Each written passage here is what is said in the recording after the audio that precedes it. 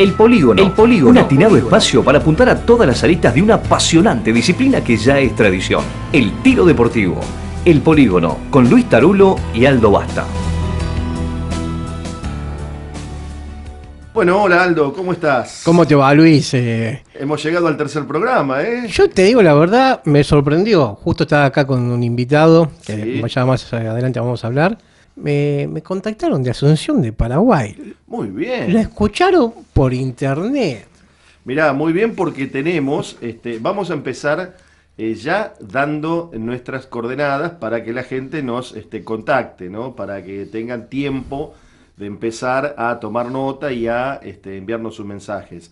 El polígono fm@gmail.com y un celular, el 112-694-0300. O sea, el polígono fm@gmail.com quizás sea, tal vez de las dos, la vía más cómoda para conectarse.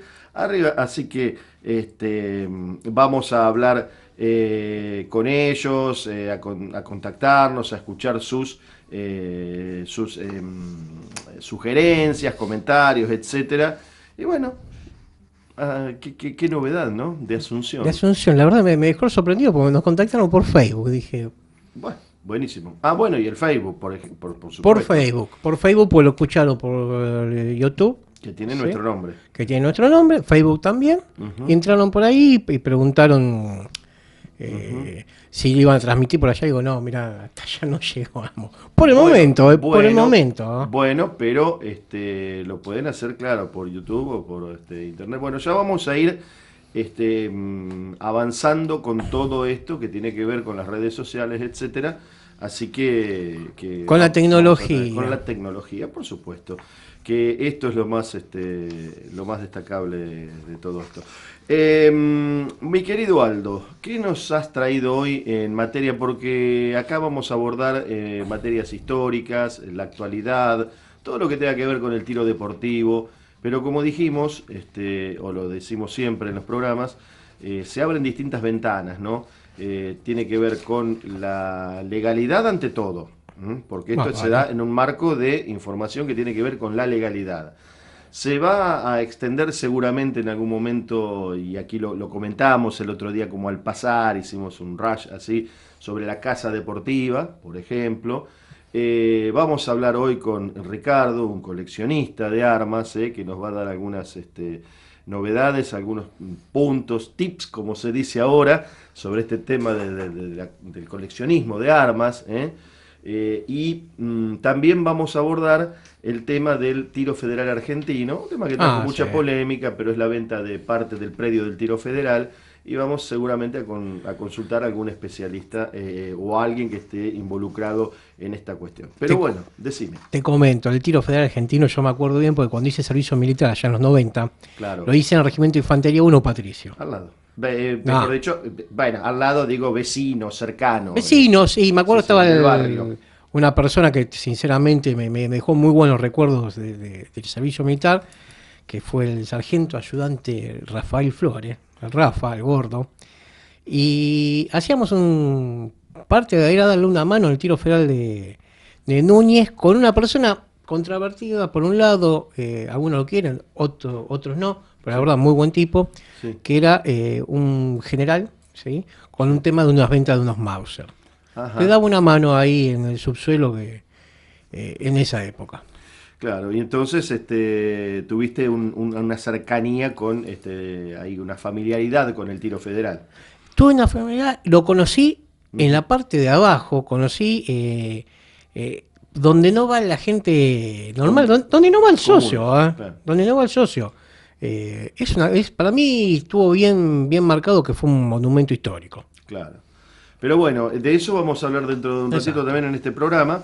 Así que contanos, vamos a empezar con la parte, digamos, más distendida del programa, por así decirlo, que tiene que ver con esto de las historias. El otro día nos hablabas de la Ballester Molina. Sí. Y hoy me parece que nos traes también algo muy clásico, muy tradicional, que lo oímos nombrar en todos lados, ¿no? Mira, te lo voy a nombrar y voy a arrancar por un nombre de apellido.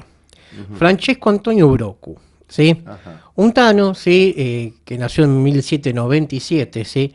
Sí, y que para muchos no le va a decir nada, pero él fue el que diseñó el revólver moderno. ¿Sí? Esta persona, ¿sí? Que es de Cerdeña, ¿sí? Nació y vivió en Gadoni, Ajá. Italia, que también es otro lugar donde nacieron muchas armas, de una marca muy conocida. ¿Sí? Desde chico era bastante ducho con la mecánica, ¿sí? Armaba juguetes, ¿sí? Ajá. Llegó a fabricar relojes artesanales y herramientas mecánicas para la agricultura. Ujú. ¿Sí? Este muchacho, ¿sí? Arrancó con un diseño, vos pensás que anterior a eso estaban las armas, ¿sí? Sí. De avancarga. Ajá. Las armas de avancarga se cargan por arriba, se le pone la pólvora, la punta, se prensa y se dispara. Y lo que Avancarga quiere decir adelante. exacto, adelante, por adelante. Y él arrancó con lo que fue Sí. uno de los avances en lo que era la industria de las armas. Ujú. ¿Sí? Cuando hablamos de revólver, muchos hablan de revólver y dicen, sí, es un arma que tiene múltiples recámaras. ¿Sí? Y todo el mundo se queda con esa palabra, múltiples recargas. Más, yo he escuchado a varios peritos en armas que te toman ese comentario como que es la definición de revólver. Pero revólver viene de una palabra en inglés, revolver, que significa dar vueltas, girar, rotar. ¿Sí? Claro. Eso es un revólver, es algo que gira, que da vuelta. Lo primero que había hecho era un revólver de 4 recámaras. Claro. Clásico en relación con el tambor, que gira, que da vueltas. Exactamente. De ahí viene el revólver, porque gira. Yo te digo la verdad, lo busqué el otro día, porque digo, quería sacarme esa duda. ¿Cuál es la etimología de la palabra? ¿Cuál es la Exacto. etimología de la palabra? ¿Sí? Ujú. A ver, Sí, decime. sí, no, decime. ¿Y cómo entonces va evolucionando la cuestión? Este muchacho lo que hizo fue diseñar un sistema, ¿sí? De múltiples recámaras, ¿sí?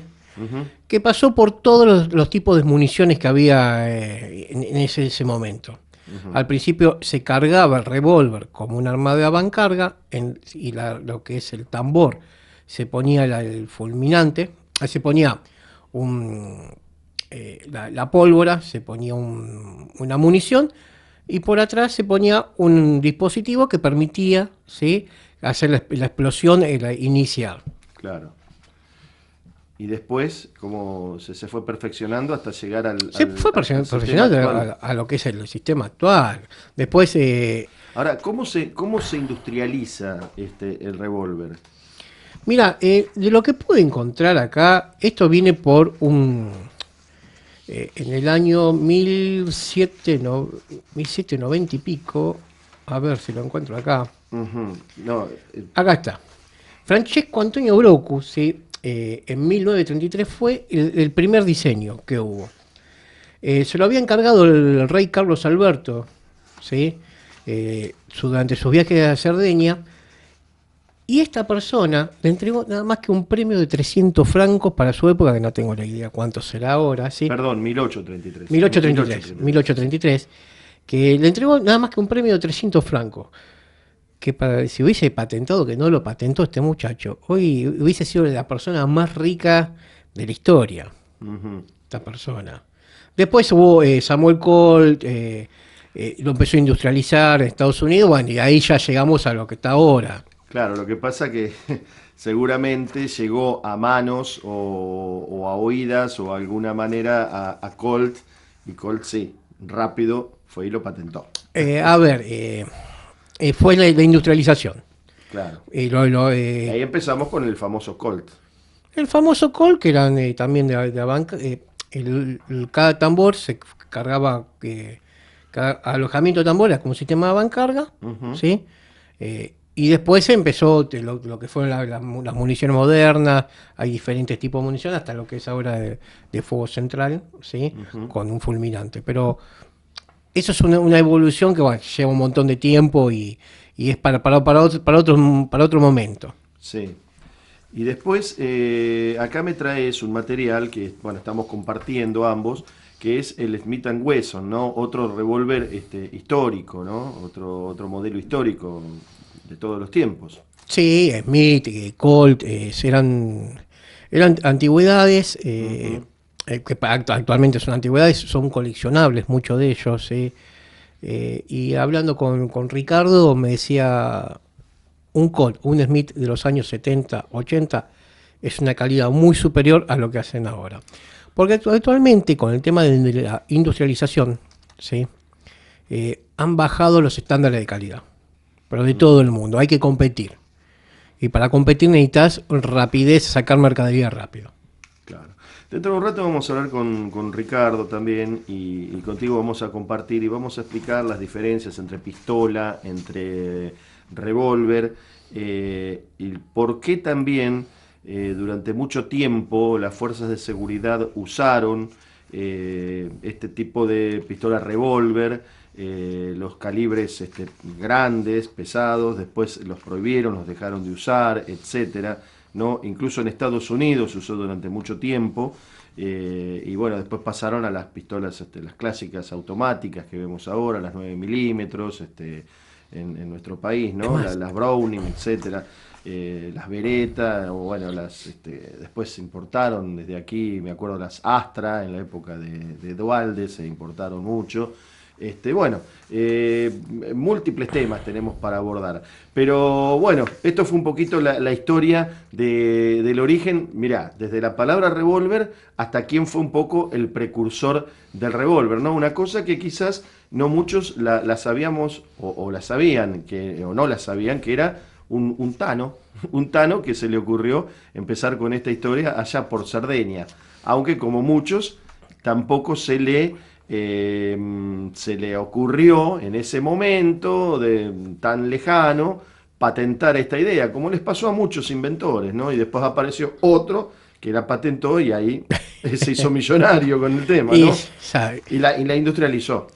Bueno, lo tenemos acá, Ricardo. Bueno, pero primero vamos a ir a una pausa, vamos a música y a una pausa aquí en el Polígono y después volvemos con Ricardo y ya pasamos a esta otra etapa que le prometimos a los oyentes y también seguimos hablando de revólveres, pistolas y el coleccionismo como habíamos prometido. Dale, Beto. Un espacio donde el blanco es la información más certera sobre el tiro deportivo. Bueno, seguimos en el Polígono, aquí por FM Concepto 95.5 y estamos con Ricardo, un coleccionista de armas que no es habitual hablar con un coleccionista de armas. Obviamente, en este programa es habitual o se va a transformar en algo habitual, pero habitualmente en todos los programas, en cualquier programa de interés general, uno no vea. Yo no he visto Particularmente un coleccionista de armas o alguien que acceda también a contar este hobby, porque es un hobby, es una pasión más que un hobby, me parece, ¿no? Como cualquier coleccionismo. ¿Cómo estás, Ricardo? ¿Cómo andas? ¿Bien? Muy bien, muy bien. Gracias por invitarme. No, por favor. A ver, ¿qué es el coleccionismo, ¿no? De armas particularmente? Bueno, el coleccionismo de armas es un coleccionismo como cualquier otro, como el coleccionismo de autos, de relojes, de obras de arte. Es la afición de coleccionar piezas que o por su rareza o por su difícil acceso hacen que el coleccionista tenga una cierta avidez de poseer. Simplemente es eso. Hay coleccionistas de armas de avancarga, coleccionistas de armas antiguas, coleccionistas de armas modernas. Cada uno tiene su propio, digamos, su propio rubro. Uh-huh. Me querés decir, a ver, suponte, te voy a decir algo que... Vamos a poner un ejemplo. Alguien que colecciona las figuritas de todos los equipos de Boca desde que se nació Boca hasta la actualidad. Entonces vos me podés decir que hay coleccionistas de un tipo de arma específica, o podés tener desde pistolas hasta fusiles o lo que sea, y insisto, desde un tipo de arma específica, como me estás diciendo, de carga a vancarga, digamos, solamente de eso. Puede haber un fanático, en el buen sentido de la palabra, que quiera coleccionar solo eso. Solo un tipo de arma. Claro, bueno. O un modelo, digamos, o un estilo. Claro. Bueno, puede haber coleccionistas que coleccionen todo tipo de armas, puede haber coleccionistas que coleccionen por modelo o por marca, por ejemplo, que coleccione solamente armas pre-1870, por un decir, o que coleccione pistolas semiautomáticas con acerrojamiento tipo Browning, o revólveres de una cierta marca, por ejemplo puede ser Smith Wesson o Colt, o que se dedique a coleccionar, como he sabido, armas de fabricación nacional, desde que se inició la fabricación en Argentina hasta la fecha. Y conozco coleccionistas que, por ejemplo, coleccionan de la marca Versa, y hay otros que coleccionan todo tipo de pistola que fue fabricado en Argentina. Interesante, la verdad que no. Es algo que lo más cerca del coleccionismo que tuve fue en una feria de armas, cuando pasé por frente de stand, pues tienen los coleccionistas, tienen, me parece, una asociación, y tienen bastante armas antiguas ahí. Te hago una pregunta. Coleccione un arma que nosotros la vemos y decís, esto no se puede usar como arma. ¿Es coleccionable eso? Hay revólveres de Samac, pistolas de Samac. ¿Es coleccionable esas armas? Bueno, eso estaría incluido dentro de las armas, por ejemplo, yo sé a lo que te referís, quizá te referís a los revólveres Potro, o los revólveres fabricados por Tala. Bueno, ¿Decís esos revólveres antiguos? O ¿qué tipo? Para que eran de aluminio. Para que el oyente sepa de qué estamos hablando. Eran revólveres de aluminio, pistolas de aluminio, que estaban pintados, que mucho más. Mi papá tuvo una pistola 22, me parece, no sé si GMC, algo de eso, esa marca, o CMC, que lo entregué en el plan de desarme, porque yo digo, mi viejo se va a matar con esto. No, le va a volar la mano. Era algo muy precario y muy antiguo, decís vos. Y se trababa, muy precario, se trababa. Claro. Pero ese muy tipo de armas. Casi. No te diría estaban industrializados, claro. Estaban industrializadas esas armas, claro. pero... Bueno, la pregunta es si esas armas son coleccionables. Exacto. O son categoría colección. Bueno, uno puede coleccionar lo que a uno le guste. Por ejemplo, hay gente que colecciona armas militares, puede coleccionar armas fabricadas en Argentina, de las que usted me dice que es fabricadas en Samac. Se puede coleccionar lo que uno crea que tiene valor para su colección. Hay gente que colecciona estampillas, hay gente que no le da valor a las estampillas. O sea, uno puede coleccionar lo que crea conveniente para su colección. Tiene un norte, el cual sigue. En el caso de, si usted me dice si hay gente que colecciona armas como la GMC, o como el revólver Potro, o como el revólver Tala Eco, sí, hay gente que los tiene incluso nuevos en caja. Había una pistola monotiro llamada Gurí, que es una especie de mini Derringer de un solo tiro, calibre 22 corto creo que era. Y yo he visto una caja de presentación con 2 pistolitas de duelo, una plateada y una dorada.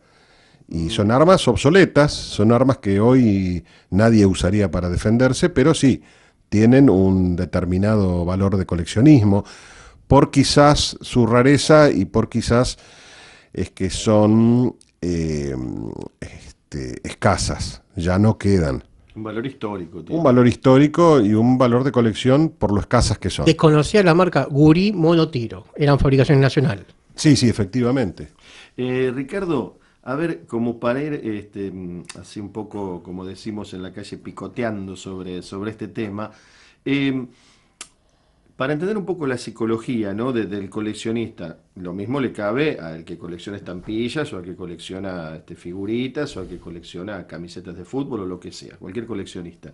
Pero en este caso nos atañe el tema armas. Puede haber gente que tenga,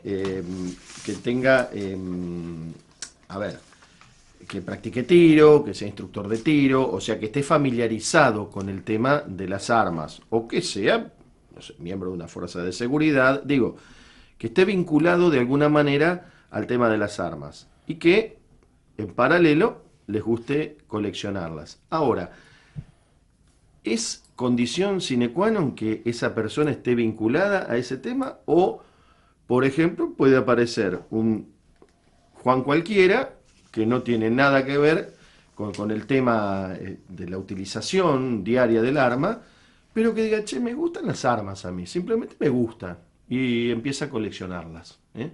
Pero que no las use, que no haya usado nunca un arma o que no haya tirado nunca. ¿Conoce algún caso? ¿Puede salir eso espontáneamente en la persona? ¿O ya es innato ese tema, ese gusto por las armas?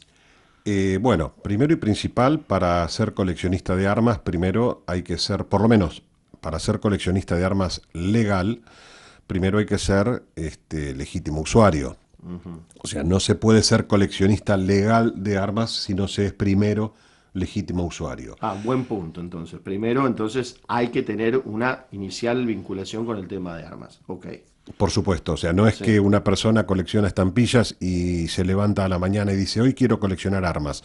No, tiene que ser primero un legítimo usuario, Bien. tiene que tener una idoneidad de tiro para hacerlo, cumplir diferentes requisitos, entre ellos no poseer antecedentes penales, tener Sí, todos los requisitos que todos los exige el requisitos. ex Renard, digamos, o la ANMAC. Exactamente. Y a partir de ahí tiene que tener mínimo 10 armas para poderlas incorporar a un legajo de coleccionista. O sea, no se puede iniciar una colección sin tener un mínimo de 10 armas para incorporar al legajo. Ahora, Ricardo, y bueno, se abre otra ventana para otra pregunta. A mí me llega un arma, como decías vos, esa vieja arma inútil, inútil en el sentido de no poder utilizarse, de tu padre, ¿no? Me llega un, no sé, un fusil viejo de hace 150 años, que está todo arrumbado ahí, oxidado, viejo, pero bueno, se puede reparar y me dicen, che, y bueno, yo lo pongo para mi colección, lo quiero para mi colección. ¿Cómo hago con esa arma, Ricardo? ¿Tengo que declararla? ¿Tengo que informar sobre la tenencia? Aunque sea una cosa que ya no se pueda usar de ninguna manera, que sea imposible usarla. ¿Tengo que ir a declararlo también? ¿Tengo que decirle a alguien, tengo esta arma? ¿Cómo es el mecanismo? Bueno, si es un arma pre-1870, iría por el inciso 1, y no se debería declarar. Hay algunos modelos que no se declaran, por ejemplo, algunos Vetterli de fuego anular, pero generalmente la persona que es coleccionista y que está dentro de la ley declara hasta lo que no se tiene que declarar. Por ejemplo, armas muy antiguas se reempadronan y en el caso de que no tengan papeles, se reempadronan y se incorporan a la colección. Claro. Generalmente el coleccionista tiene todo en regla y deja todo asentado en la colección para no tener ningún inconveniente. Claro. Y se pueden, perdón por la pregunta muy básica, pero bueno, son todas preguntas que para que la gente tenga todo el panorama de cómo es la vida del coleccionista y su colección propiamente dicha. El conjunto de armas incluye armas que ya no se utilizan, inutilizables, por ejemplo, que son aquellas viejas, antiguas, un mosquete, como decían, se llamaba antes, hasta puede ser un arma que esté en condiciones de uso también, obviamente. Sí, sí, perfectamente. Puede haber armas que sean de edición limitada, pueden ser armas de uso militar actuales. El coleccionista determina su norte, determina lo que va a coleccionar. Puede tener, como había dicho Aldo, un GMC de aleación o de SAMAC, y puede tener, por ejemplo, un fusil semiautomático liviano, si es que esta persona considera que la colección lo amerita, que su colección lo amerita. Sí, sí, por ahí desentona absolutamente con la colección, no tiene nada que ver con lo que es coleccionismo, digamos. Ahora, la pregunta, mencionaste, Ricardo, recién el tema, me pareció al pasar, no fuera del contexto, pero no quiero dejarlo pasar, quiero decir, armas militares. ¿Cómo es el tema de las armas militares o de uso militar para coleccionarlas? ¿Eso es más complicado? ¿Necesita un requisito superior? ¿Cómo es la cosa? Bueno, el tema es así. Antes de la llegada de la doctora Gámbaro a la ANMAC, generalmente todos los trámites de usuarios coleccionistas que deseaban incorporar a su legajo armas militares eran sujetos a la decisión del Departamento de Asuntos Jurídicos de RENAR o ANMAC, y no iban al Ministerio de Justicia o antiguamente al Ministerio de Defensa para el otorgamiento de una excepción al decreto 6495. Lamentablemente, después del arribo de la doctora Gámbaro al ANMAC, todo tipo de armas militares fueron prácticamente prohibidas por ella, una decisión que no está contemplada por la ley, ya que los coleccionistas tienen varios incisos. Por ejemplo, en el título que se le otorga a cada coleccionista se le especifica que no pueden usar las armas para prácticas de tiro, que en el caso de quererlas usar tienen que pedir por escrito la desafectación temporal del arma en la colección o pedir una autorización para usarlas. El ANMAC, por ejemplo, también en el título de coleccionistas especifica que sobre ciertas armas ellos pueden solicitar que se desactiven temporalmente separando una pieza vital del arma y tenerla guardada en una caja de seguridad o en un domicilio que no sea el de la guarda de las armas. Ajá. Bueno, es una paradoja que en el título de coleccionistas diga que para poder utilizar un arma haya que pedir una autorización, cuando la doctora Gámbaro dijo que todas las armas militares tenían que ser inutilizadas permanentemente. Luis, En fin, después mira, vamos a hacer una cosa porque tenemos que cumplir con las pausas de la radio. Vamos a una pausa. Total, Ricardo se va a quedar todo el programa. Vamos a abordar el tema también del tiro federal argentino con otro invitado que sabe mucho del tema. Y vamos a seguir acá conversando entre nosotros para seguir ampliando este tema y otras cuestiones que nos queda un rato largo de programa todavía. ¿Qué te parece? Vamos a la pausa y seguimos con más Polígono por 95.5 FM Concepto. Seguimos en el Polígono, un disparador para abordar desde todos los ángulos una atrapante actividad. Bueno, y esa atrapante actividad es el tiro deportivo, y a partir del tiro deportivo, bueno, allí se nos abren, como decimos siempre, múltiples ventanas, ¿no es cierto, Aldo? ¿Qué opinas vos?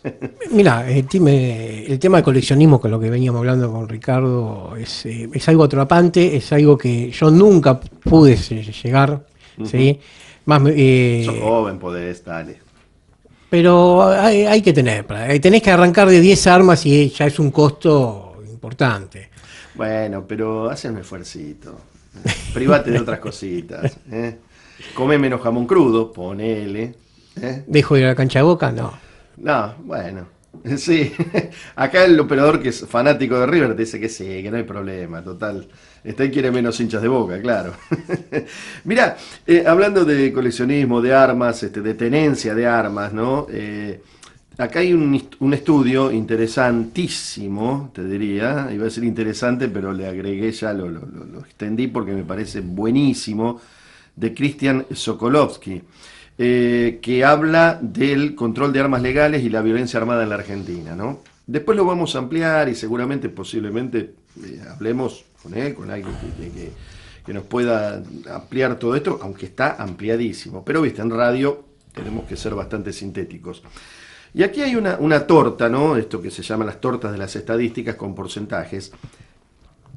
Y es un poco la síntesis de todo esto y que tiene que ver entre las relaciones de armas ilegales, la violencia, etcétera, etcétera. Pero la torta esta es los números de las armas en la Argentina, ¿no? La estimación de armas ilegales, porque claro, nadie te declara, pero ¿quién va a declarar el arma ilegal? Por eso es ilegal. Pero se estiman 2.393.259, mira vos. O sea que estamos hablando de 2 millones casi y medio de armas ilegales en la Argentina. Legítimos usuarios, eso que ya explicaste largamente, 1.360.984. ¿Me dejas acotarte en eso? Pará, y termino, porque así terminamos con esto. Y entre fuerzas de seguridad y funcionarios hay 245.757 armas. Con lo cual, el total de armas legales es 1.606.741, según registros oficiales, o sea, el 40,16% de las armas totales. Esto es, o sea, más de la mitad de las armas que por estadística estarían circulando en la Argentina son ilegales. Pero decime, ¿qué quieres acotar? Mira, yo te había comentado la charla previa a iniciar estos programas de hacer muy poca política, pero ¿sabes qué pasa, Luis? Esa cantidad de legítimos usuarios son gente que vota, ¿sí? Por eso a los legítimos usuarios este gobierno lo tiene que tratar mejor y con respeto, porque para ser legítimo usuario, Luis, tenés, como dijimos una vez, lo ha dicho Ricardo, tenés que ser una persona que trabaja y ser una persona que tiene los antecedentes limpios. Bueno, está bien, pero... Es algo que vamos a tratar porque una de las cosas que quiero que lo hablemos va a ser el tema del desarme, ¿sí? Eso lo vamos a hablar más adelante. Sí, que no es un invento argentino, obviamente, se ocurre en otros países, lo que pasa que con resultados diversos, porque también la situación social tiene que ver con eso. A ver, Luis, el desarme en Argentina es cazar adentro de un zoológico, ¿ah? Bueno. Es pescar adentro de una pileta, bueno. Seguro vas a agarrar. Pero, claro. Pero son todas armas legales, de las ilegales no habla nadie. No hay una sola estadística de secuestro de armas ilegales. Bueno, escúchame, Aldo. Por eso dijimos, tenemos que ser muy delicados con esto, muy cuidadosos, muy cautelosos con este tema y tratarlo justamente con mucho cuidado y consultar especialistas porque inevitablemente todo es política. Y vamos a hablar y lo vamos a abordar políticamente, no partidariamente, en términos políticos, porque esto tiene que ser política de Estado. Pero, inevitablemente, acá vos sabés todos los días que encontrás, por ejemplo, gente que está supuestamente del lado de la ley, pero a la vez la encontrás operando del lado del delito, ¿no es cierto? No hace mucho tiempo, hace pocos días, un par de semanas, atraparon a una mujer de una fuerza de seguridad que estaba cometiendo un robo, incluso con un bebé en su auto. Entonces digo, esas connivencias que todavía perduran, también forman parte de esta retroalimentación, de este ida y vuelta. Pero no y esta cuestión de los ladrones, que vos ves que muchas veces los delincuentes, lo único que se llevan en un asalto que ya no respetan ningún límite, se llevan, atacan a un miembro de una fuerza de seguridad que está de civil y que porta el arma, se llevan su arma, no se llevan ni siquiera el dinero de su billetera, se llevan el arma.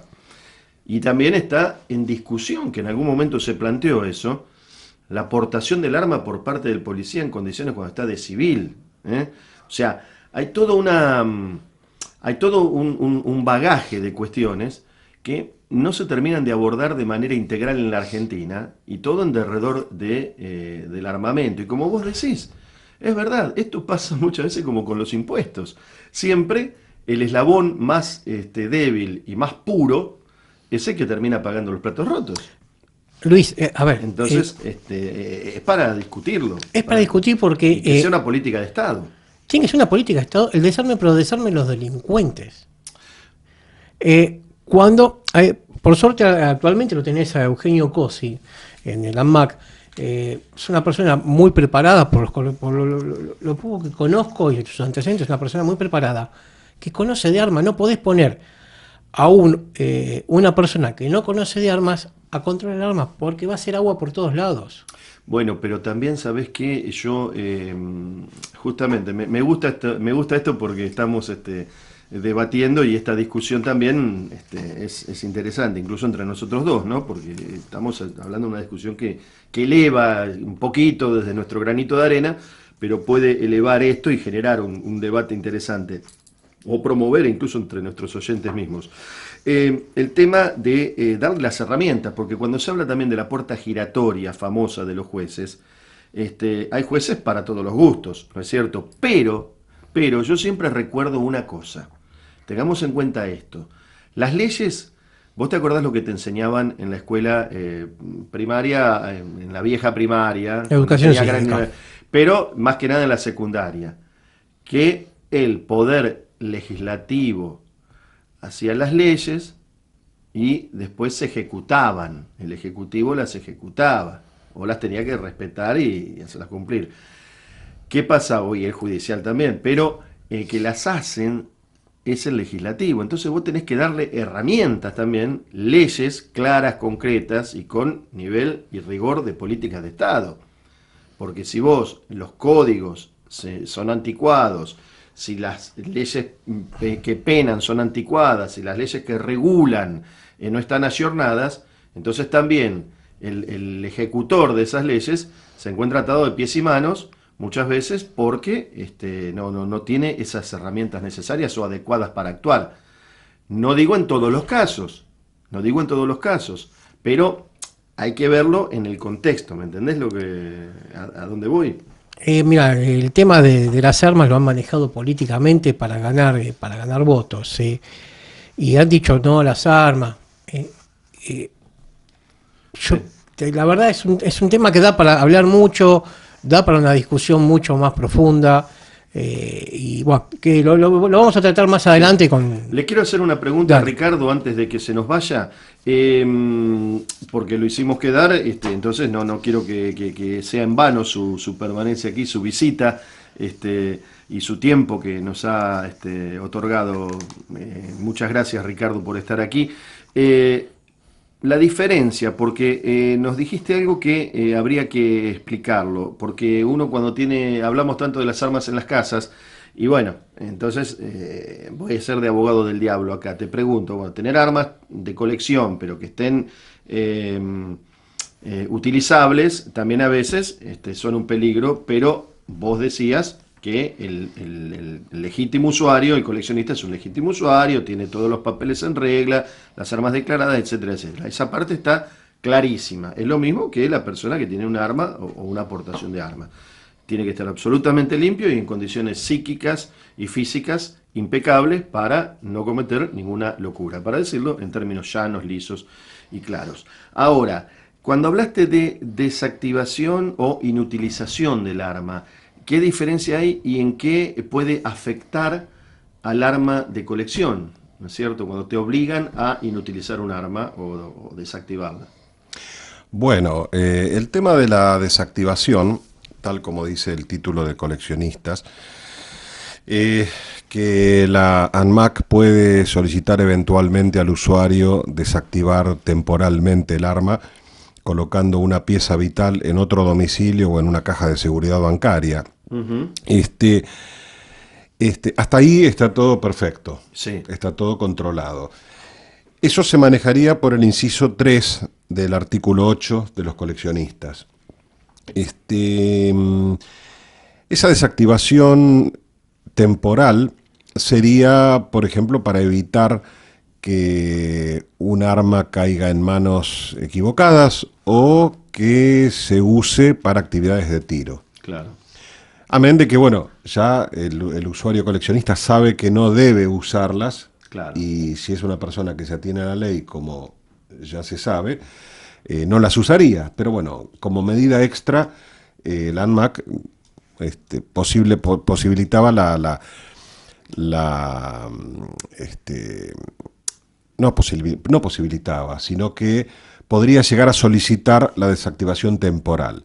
Uh-huh. Con la desactivación temporal, el arma no pierde en absoluto valor, ya que lo único que hace es quedar inhabilitada para su uso. Sí. Pero bueno, temporal, como temporalmente, claro, no es nada permanente. Lo otro es la inutilización. Claro. El inciso 2 es la inutilización permanente, lo cual convierte cualquier tipo de arma, tanto sea de uso civil condicional o uso civil, en un arma de uso civil. Uh-huh. ¿Por qué? Porque ya no está dispuesta, ya no está lista para poder ser utilizada, ya que se le bloquea el caño con soldadura, con agujeros, y se inutiliza la cabeza del cerrojo o la corredera, depende cuál sea el tipo de arma, y ya no se puede volver a utilizar nunca más. O sea, pará. Entonces te queda, es como el Guernica de Picasso, le haces una raya al medio.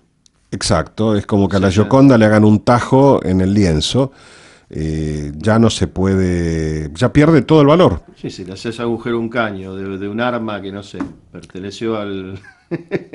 no sé, a General Custer se me ocurre, y la tenés de colección, y le haces un agujero, ya está, perdió el valor. Es destruir Bueno. la historia. Claro, claro. Bueno, por ejemplo, yo tengo varios juicios contra el Estado por este tema. Yo compré 3 armas de la Segunda Guerra Mundial, cuyos calibres son obsoletos, que es el 8 milímetros Mauser y el 8 milímetros Kurz, 8 milímetros por 33. Calibres que jamás se usaron en Argentina, no fueron nunca de dotación. Puede haber algunos ejemplares en la Asociación de Coleccionistas de Armas y Municiones, pero nunca en suficiente cantidad como para poder efectuar una práctica de tiro continua o ni siquiera una práctica de tiro, porque son municiones que han entrado de a una, de a dos y como objeto de coleccionismo. Bueno, así todo me obligan compulsivamente, para darme la tenencia, a inutilizarlas permanentemente. Cuando te obligan a inutilizarla permanentemente, a ver, ¿cuál es el espíritu de inutilizar? Que el arma no se pueda utilizar después para un delito, me imagino. Claro, teóricamente. Porque ese debe ser el miedo o lo que tutela el ANMAC, el RENAR, anteriormente. El Estado, en definitiva. Pero nadie va a salir a robar con un 8 milímetros. Bueno, eso... qué sé yo, viste, yo como te decía, abogado del diablo, eso lo sabes vos, lo sabe él, que conocen de armas y que saben que no hay acceso a esas municiones, pero cuando vos me hablas de ese tipo de calibre, ¿qué quiere decir? Que ya no se consigue. Claro, es un calibre obsoleto, se dejó de usar hace 50 años, porque era lo utilizado normalmente por la Alemania en la época de la guerra. Claro. Claro. Es como a mí me gusta dar ejemplos siempre para que la gente se lo vea, sobre todo en radio, porque no lo ves, como usar los mosquetes o los fusiles estos que usaba, ¿te acordás la película El Patriota de Mel Gibson? Sí, avancarga. Esos fusiles, o sea, ya no se usan más, o sea, están de modé, están obsoletos, entonces eso no se puede usar, definitivamente. Claro, bueno, son armas modernas, son armas de la Segunda Guerra Mundial. Eso, te le pongo el ejemplo Claro. para decir otro tipo de armas, pero Claro. que son obsoletas, que ya no se pueden usar. Totalmente, pero acá el tema pasa, como decía Aldo, el miedo a que las roben y que estén involucradas en un ilícito.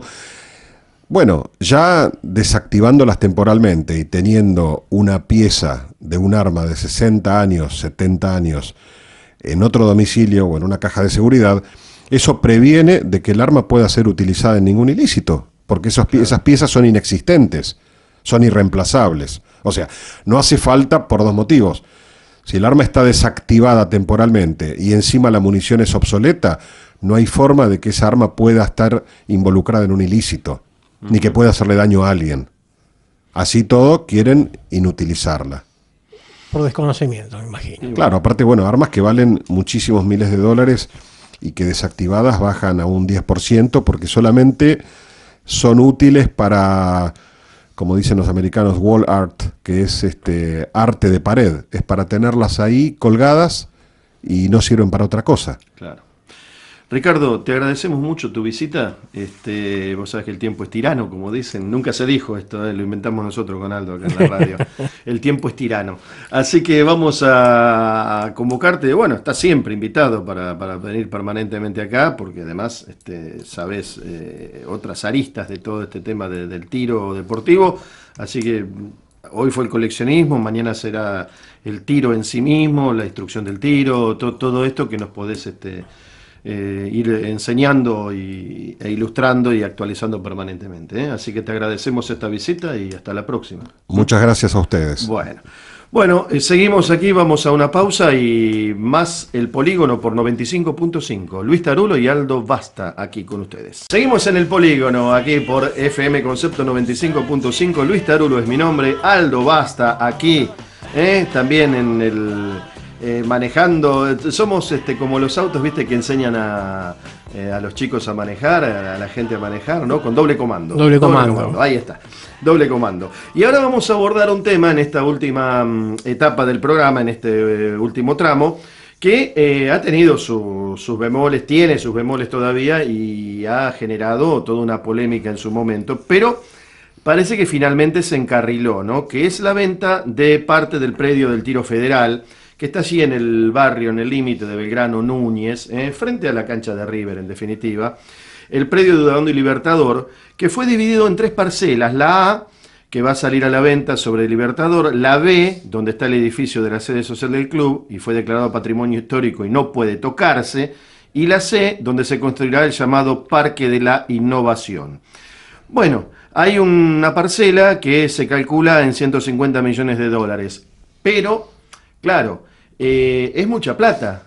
Pensaron que le iban a vender así al contado, cash, pero ahora con toda esta situación se está buscando una forma y no hay oferentes. No había ya hace un tiempito y ahora con el dólar a 40, te imaginas cómo están las cosas. Entonces, una moneda nomás. Una moneda. Entonces se está buscando también un plan de pagos.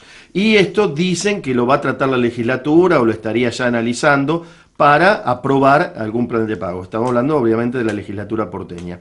Y por ello estamos en comunicación con el diputado porteño Sergio Abrevaya. Sergio, ¿cómo estás? A ver, contanos cómo está la situación respecto a este tema. ¿Qué tal? ¿Cómo estás? Bien, muy bien. Bueno, primero, la verdad, qué música. ¿Viste? Pero bueno, ahora estamos tocando otra música. Sí, esta es otra. Bueno, sí. Mirá, ellos dan ese motivo, hay un segundo motivo en realidad, importante para el gobierno, pero que yo creo que es parte del problema que generaron, ¿no? Por supuesto, para mí está mal que hayan vendido esa tierra. En la A, como vos decías, termina habiendo torres, por eso lo venden tan caro. Uh-huh. El segundo motivo es que la financiación de la construcción de lo que le tienen que dar al Tiro Federal del otro lado, que termina siendo los 500 millones, la tiene que poner la ciudad, claro, por un lado, ¿no? Por el otro lado, no pueden entregar el predio hasta que terminan de hacerlo del otro lado, y eso toma como 2 años. Ajá. O sea que al comprador le decís compra, pero te lo doy en 2 años. Ah, bueno. Eso armaron la financiación. Claro. Creo que de todas formas armaron la financiación. Armaron una ley que les permite al gobierno venderlo en la forma que quiera, digamos. Es decir, que lo saca de la obligación de tener que cobrarle a los 5 días de vendido todo el dinero junto. Uh-huh. Que sucede normalmente, en cifras grandes también. El que compra por esa plata la tiene, digamos, y si no, estás habilitando aventureros. Pero la realidad es que ellos tienen 2 problemas. La financiación, que es de 500 millones, ¿sí?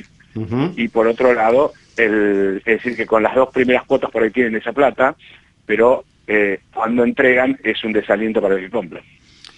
Claro, y esto, ¿vos creés que esto se va a zanjar todo este problema en la legislatura o está muy trabado? Por eso también queremos consultarte, ¿cómo está ahora el tema dentro de la legislatura porteña, no? Ellos tienen el número para esto. El primer problema, donde ellos no tenían el número y lamentablemente los ayudaron de otros bloques, fue la venta del Tiro Federal, ¿no? Es ahí donde claro, empieza... y toda una concepción diferente de ciudad, que es seguir recargando sobre Núñez, que es una zona además anegada en el sentido de que está muy parada sobre el agua, porque fueron terrenos ganados del río, con serios problemas con el agua en los sótanos. Si vos recorres esa zona, es decir, del lado de enfrente de Tiro Federal, digamos entre lo que sería entre Udaondo y la General Paz y la vía, las casas tienen rajaduras, se separan de la vereda. Es una zona en la que construir no es lo más recomendable y además está saturada. Sin embargo, vendieron porque el valor de ese terreno es gigantesco. Justo enfrente hay otra torre, claro, que es la de...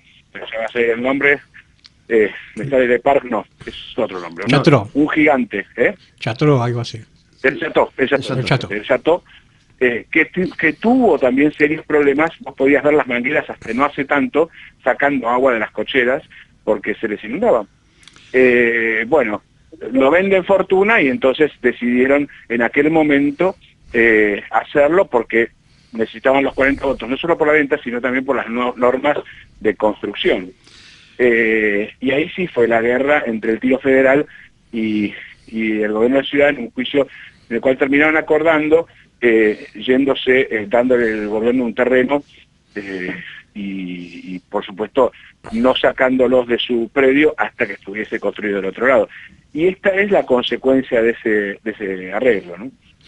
Sergio, el tema de vos decís, ¿tuvieron apoyo de algún otro bloque? Vos decís, ¿tuvieron el apoyo quizás del bloque kirchnerista o de algún otro bloque que no hace? Esa votación fue doble, es decir, se llama de doble lectura. La ciudad tiene ese mecanismo que se vuelve a votar. Ajá, sí, sí. En la primera lectura sí lo votó el kirchnerismo, en la segunda lectura la agencia, ¿no? Era la agencia y la venta del tiro federal.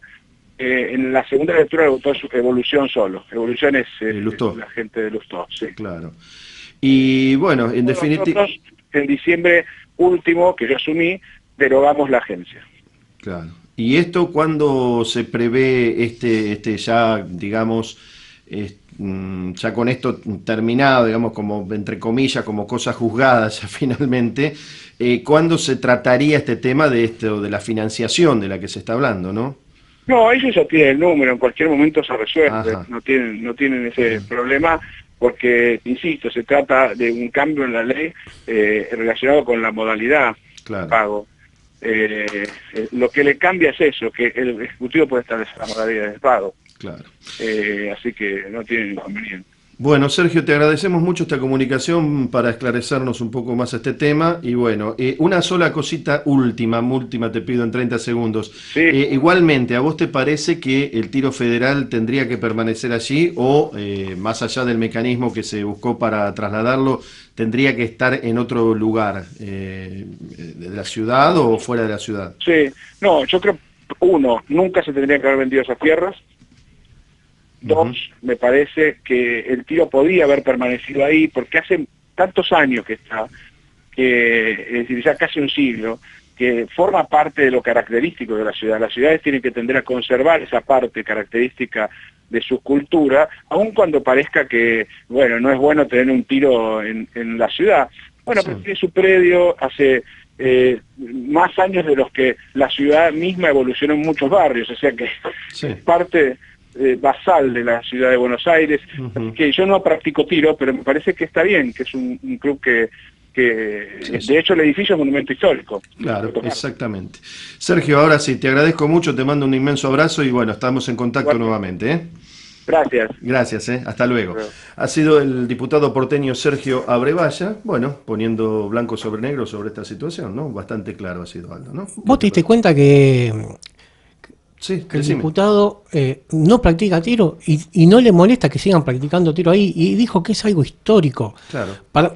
Todos los pueblos tienen que tener una historia, si tienen que mantener su historia para seguir. Bueno, interesante, ¿viste? Así que... Sí, me gustó mucho este hombre. Bueno, ha sido todo por hoy, así que nos reencontraremos en nuestro próximo polígono, en este mismo polígono, pero en nuestra próxima edición. Dale, así que vamos por más. Gracias, los saludan Luis Tarulo y Aldo Basta, y esto ha sido El Polígono por FM Concepto 95.5. Gracias por estar, nos reencontramos la próxima. Un cariño grande y sean muy felices. Chau. Hasta aquí El Polígono. Un atinado espacio para apuntar a todas las aristas de una apasionante disciplina que ya es tradición.